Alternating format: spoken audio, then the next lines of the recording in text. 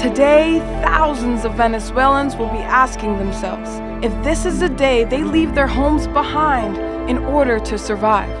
Millions have already been forced to make this decision as the country continues to decline. With a devastated economy, inflation has risen a staggering 80,000%. Store shelves remain empty as families go hungry. Hospitals are no longer able to provide basic medical care. Electrical blackouts and water and gas shortages have become a common reality. Desperation has birthed violence, and as the nation's condition worsens, so does the condition of its people.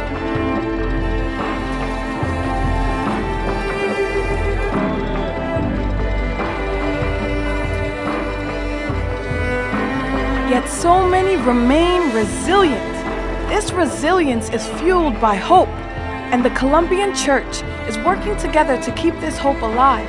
From ground zero to the seemingly unending stretches of highways and roads, and in the at-risk settlement communities, the Church is present and has accepted God's call to light the way.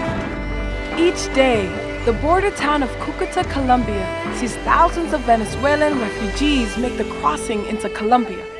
Here, the local church opens its doors to everyone and remains committed to assisting wherever and whenever possible. Among themselves, they have to survive. They steal from each other. They lie to each other. There is a lot of mental effects in their thoughts. There is a lot of damage and trauma that affects them a lot. I think around 1,000 people weekly are benefited by our program. Some displaced Venezuelans walk up to 1,500 kilometers in search of a better life. 55 kilometers from Cúcuta is this roadside ministry, Hope Tent. We provide food, something that can provide them with energy to continue their journey. We have filtered water, all the water they need, but also something very important is that we wash their feet. So when we wash their feet, we talk with them. We preach to them. We tell them about Jesus, and as well we check their wounds, their sores, so they can continue with their journey because the journey is very long. Many Venezuelans who make their way to the city of Barranquilla end up staying and forming settlement communities like Villa Caracas. But the reality is there are many factors that still affect their sense of settlement and safety. Despite harsh living conditions, families are determined to survive and develop a sense of home in the community. Jesus said, if you did this to these little ones, if they were hungry, you gave them food. If they were thirsty, you gave them water.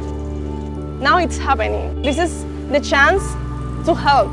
This is the chance to be real brothers and sisters, the real church.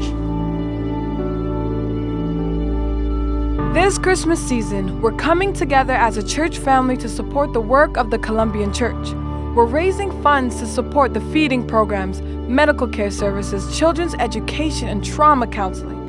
As we celebrate the true light that gives hope to everyone, we're standing with the Colombian Church to be a light in the darkness for the displaced people of Venezuela.